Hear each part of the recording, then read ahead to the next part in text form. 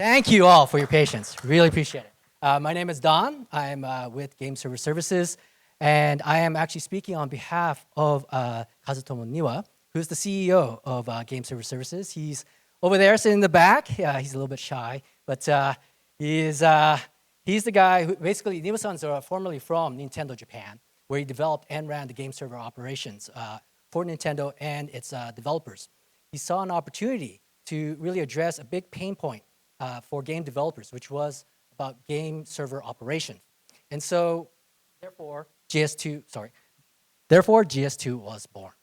Niwa-san also saw that there was a shift in the market that was coming, and which is something that we'll be talking about today.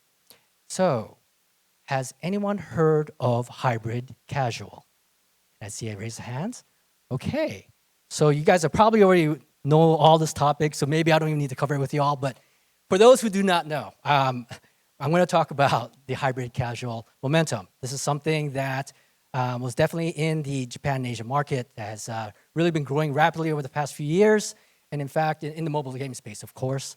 And the US market, believe it or not, is the fastest growing market globally for this type of game. But of course, most of the successful developers for these type of games actually come from Asia. And so you're probably not well known for developers. But again, maybe you know the titles, but we'll talk a little bit about those developers as well. So hopefully this session will provide a little bit of that gap closing there. So hyper casual. See, we believe it actually ran its course. Basically, if you think about hyper casuals, they tend to often struggle to keep players beyond day 7 because the core gameplay is very basic, right? You're talking about single swipe, single tap, and players quickly lose interest. So they also, because there are games out there, there's so many, there's a plethora of these hyper casual games, so it's easy to jump. So what does that mean? Well, we're talking about loss of monetization, right? Because you have a limited monetization opportunity. Hybrid casual really didn't come out of nowhere, but it's because of this limitation of the hyper casual games that really came to existence. So hyper casual, if you think about advertising, right? Cost per install has now become much, much unprofitable, right? Because external factors. You could probably imagine what the privacy, etc. But the fact is that lifetime value stays the same if you're on hyper casual. So you have to look at how do you raise the lifetime value of your game.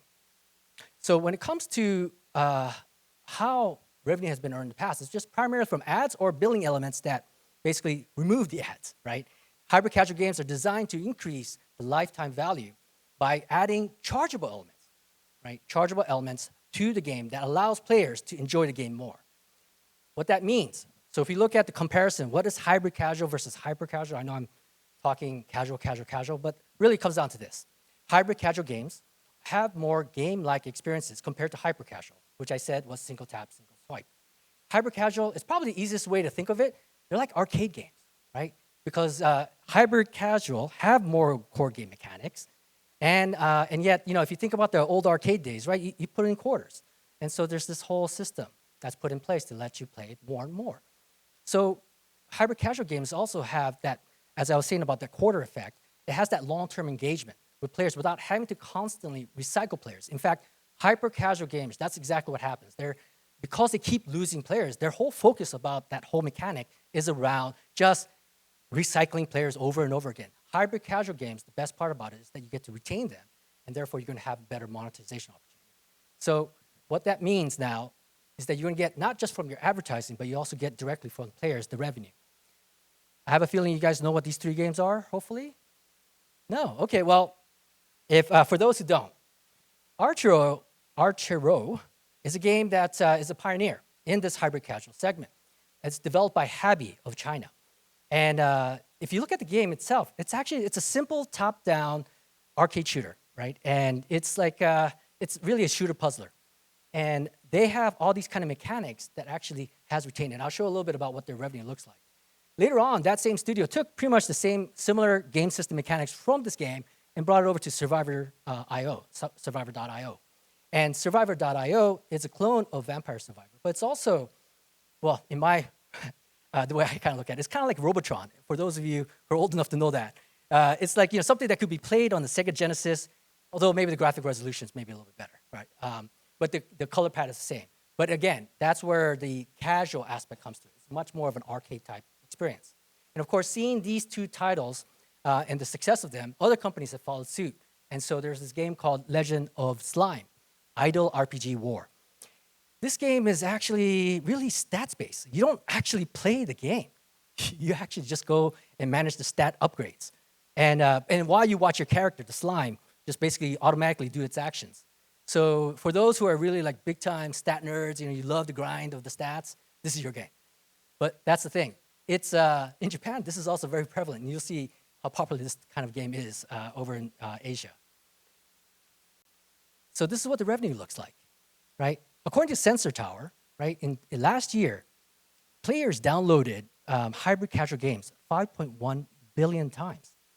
I didn't know that until I looked it up. This is how popular these games are. In fact, this category has earned $1.4 billion in revenue in 2022.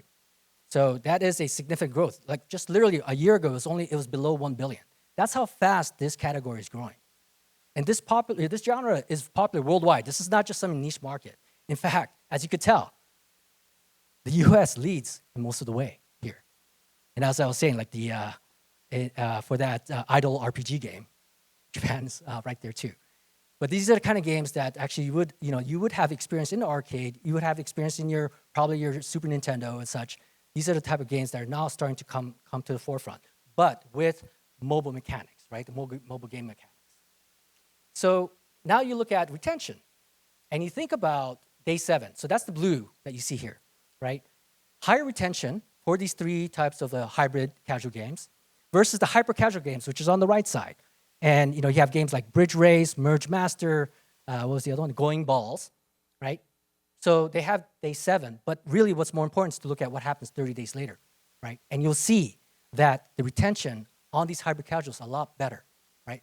Because you have retention, because you have the engagement, because you have the monetization opportunity, which I'll talk about in a second here. So the game mechanics here. So how do they gain, right, this long-term engagement and monetization? It really comes down, believe it or not, the origin comes from Japanese social games.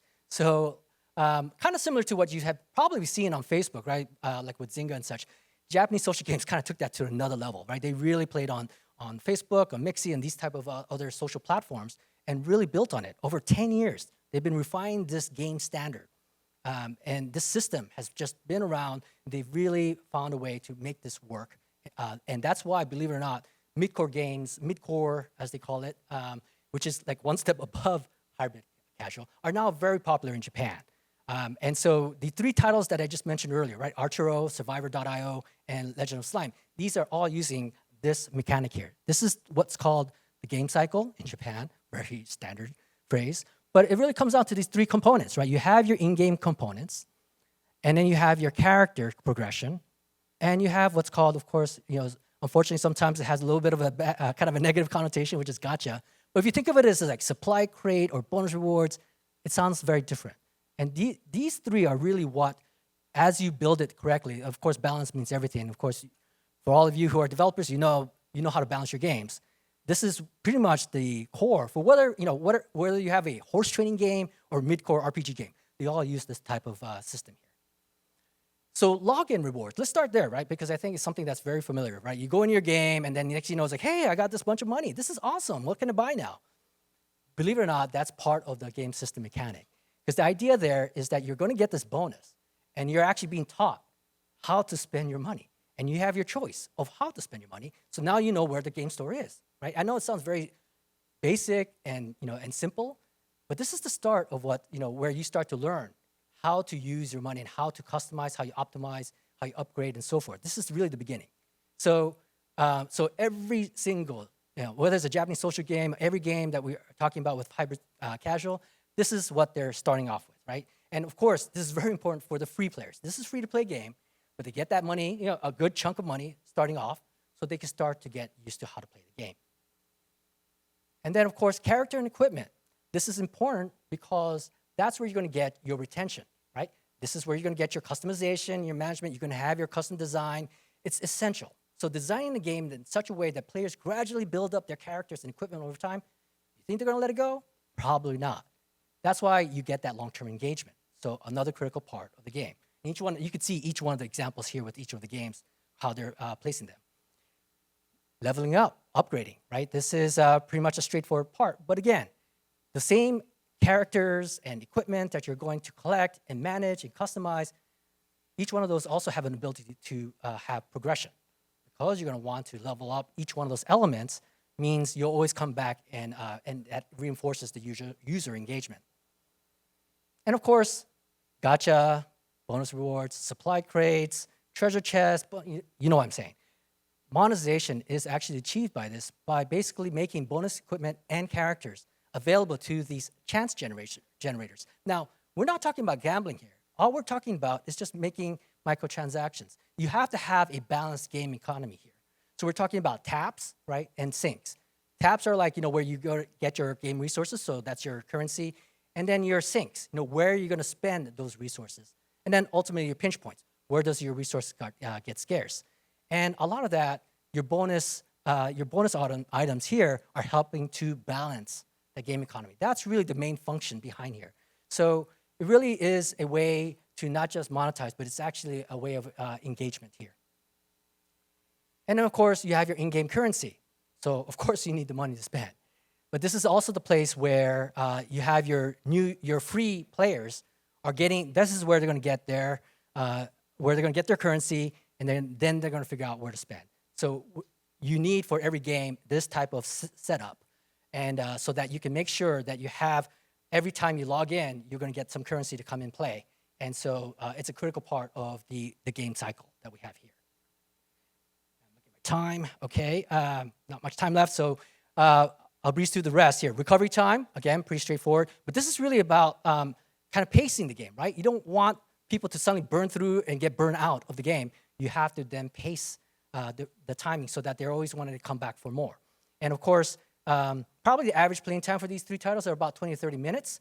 So that's a well-balanced length to kind of maintain that long-term engagement. And of course, you need a message box. Simple reason, because notifications are disruptive and annoying. So you want the message box to let people know, hey, there's a message waiting for you. And usually that message has some kind of bonus or some information about your chance to kind of upgrade and so forth. So a message inbox is actually pretty critical in this cycle. So with that, where does all these, what do all these game mechanics have to do with game server services? Well, game server services provides the game system solutions for developers who want to create hybrid casual titles. So I'm going to play a quick video here. I hope this works. Oops.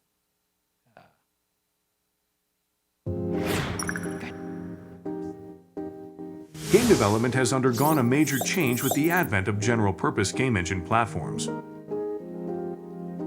Title-specific game engine development is no longer necessary, allowing developers to focus on making games more interesting to play. On the other hand, many game servers for online play are still developed and operated individually with specifications determined by each title. With game server services, you can simply call the feature API, eliminating the need for operations such as capacity management, security measures, and dead or alive monitoring. Unlike most game servers, which are designed primarily for online competition, features such as event scheduling, mission setup, and in-game store monetization are among the more than 30 live ops functions offered by game server services. Game server services, a simpler, easier way to manage your game live ops needs. Try it out today. So simply put, game server services provides easy-to-use game system solutions for game developers to really, if you want to bring your games out to the market quickly, save time and cost on your development and operations, and want to use a game server. Well, we have over 30 functions that you use that you can easily plug in and play. And of course, it supports all the latest Unity and Unreal game engines, and it can be on various platforms.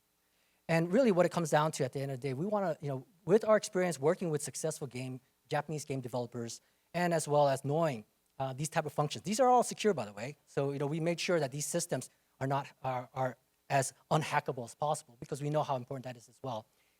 This is where we believe that we can provide services to help you really increase your user engagement and also monetize your game more easily. So how that looks is like this.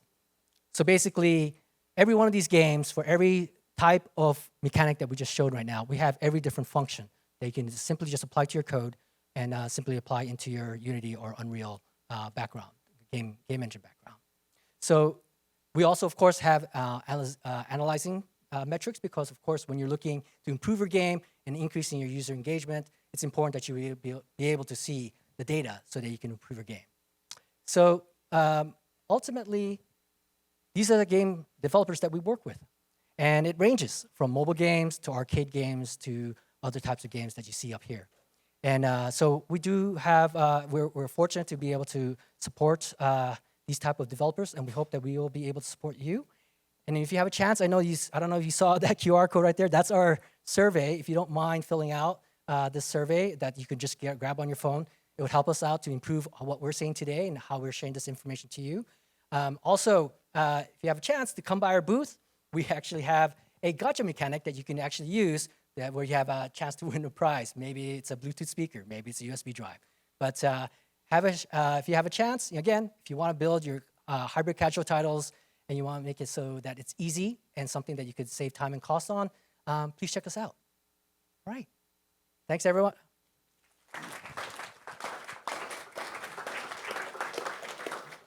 I know we had a lot of technical problems, but if you guys have one good question, there. Joseph, I want you to have at least one good question. Yes, sir.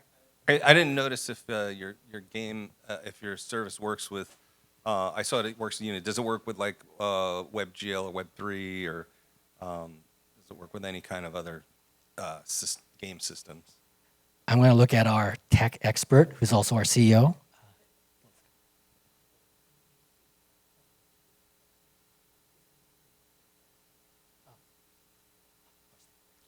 So we do support Web3. We do actually have the SDKs to support that, so we have compatibility with that type of setup.